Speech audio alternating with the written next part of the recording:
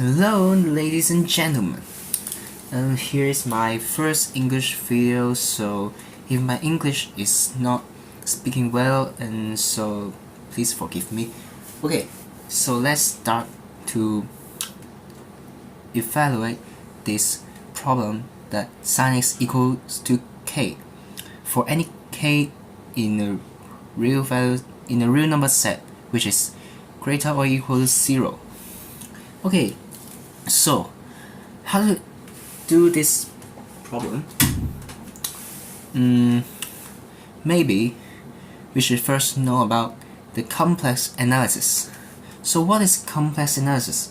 May I have a very simplified version to explain that we will use e to I theta equals to cosine theta plus I sine theta. Okay, so we can use this formula to do the complex analysis. And as we see here is the sin x. So how to find the sin x through this formula? Let's try to sub negative theta into it. So it will become e to the negative I theta, which is equals to cosine negative theta, which is cosine theta, it's the same, but as we substitute the negative theta into the sine theta, the sine theta will become negative sine theta, so it will be negative I sine theta. So we have these two properties. Okay, then if we use this e to the I theta minus e to the negative I theta, we will find that e to the I theta minus e to the negative I theta will becomes what? Will becomes cosine theta plus I sine theta minus cosine theta plus I sine theta, and finally it becomes 2I sine theta. Yes, and we can find the sine theta with these two numbers. So divide 2I on both sides, and we'll see e to the I theta minus e to the negative I theta over 2I will becomes sine theta. Okay, so that we can use these properties and substitute the sine theta into it. All the theta becomes x, and it becomes e to the ix minus e to the negative ix over 2I equals to k. And then we multiply 2I on both sides, minus negative ix equals 2ik, and then we also multiply e to the ix on both sides, so it will becomes e to the ix squared minus e to the negative ix times e to the ix, so it becomes 1. And then here will be 2ik e to the ix, and we move the value to the left hand side, and here's the deal. We will have 2ik ix minus 1 equals 0, and that's the quadratic equation. Okay, so just use the quadratic formula to solve it. We set e to the ix equals negative b. What is b? 2ik, negative 2ik. So negative b is 2ik. Okay, and then plus or minus root b squared 4 minus 4k squared minus 4k squared, and then minus 4 times negative 1 times 1, which is plus 4, and divided by 2. Okay, and we can see that the 2 can cancel out, and if we take out the 4 out of the root sign, and we will find the 2 here, and so we can cross out the 2 and 4, and now becomes ik plus or minus root negative k squared plus 1. And if we take out the negative 1 out there, and it will becomes a root negative 1 becomes I. Root negative 1 becomes I. And because it is a positive root, so it must be a positive I. Or if you don't think it is positive I, just take out plus or minus I, and with the plus or minus sign, they combine together and still plus or minus sign. So furthermore, it becomes this, just look like this. Okay, so we need to find x, and then just take the natural log on both sides, and ix equals natural log ik plus or minus I k minus 1,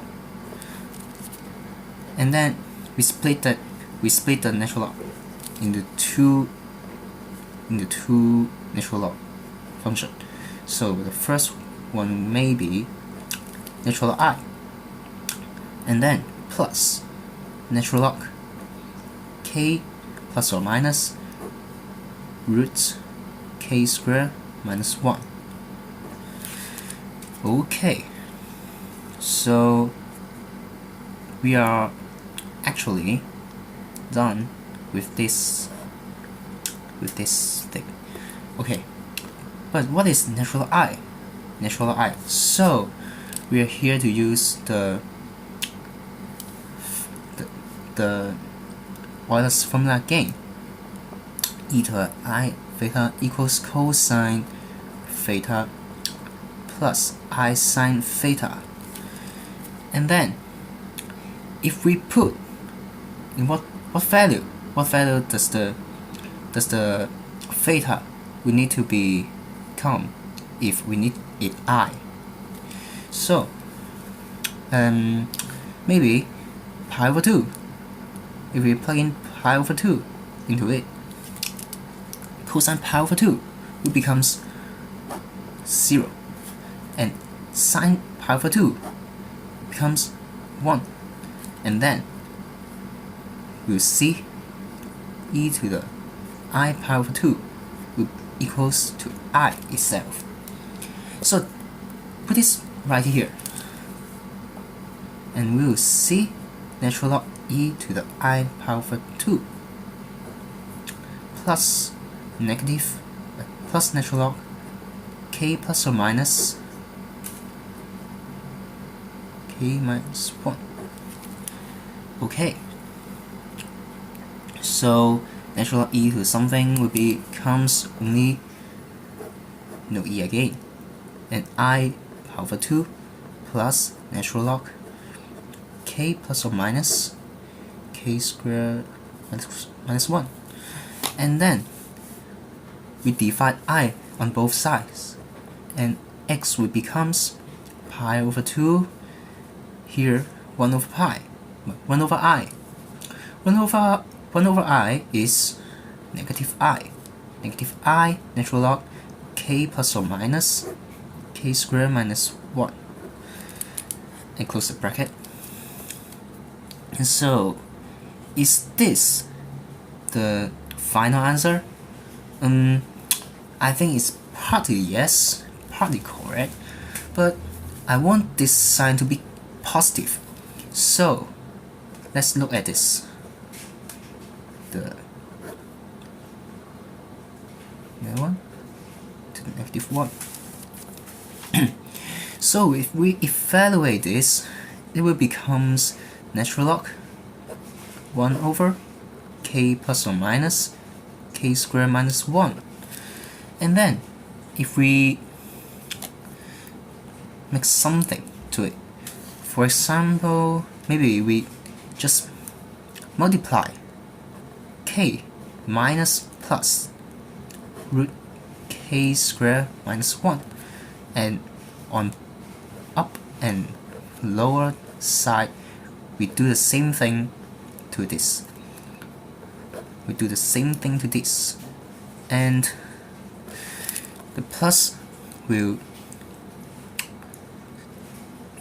in the same condition with this minus, and this minus will in the same condition with this plus.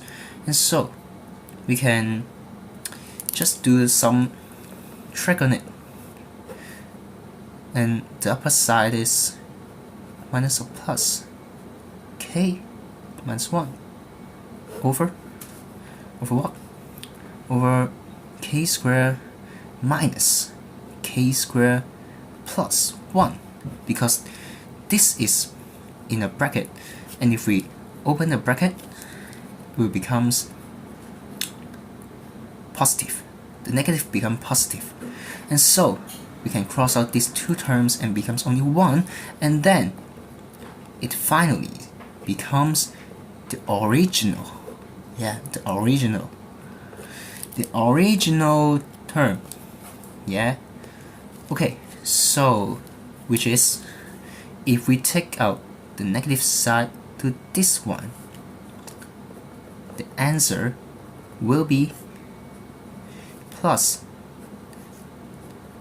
the same thing. Okay, so that's our answer. And is it possible to have 3 pi over 2, 5 pi over 2, or 7 pi over 2? I think yes, but in this situation, in this condition, we assume that the theta is just inside 2 pi. And why I will need to state out this is greater or equal to than 0, because if it is less than or equal to 0, there's maybe another answer. And if theta, if k is less than or equals to 0, and then the pi over 2 will becomes 3 pi over 2. No, I don't think this is the correct answer, but negative pi over 2. Why? Because if k is negative, that means the fx is a negative y, and the negative y must have a negative real part.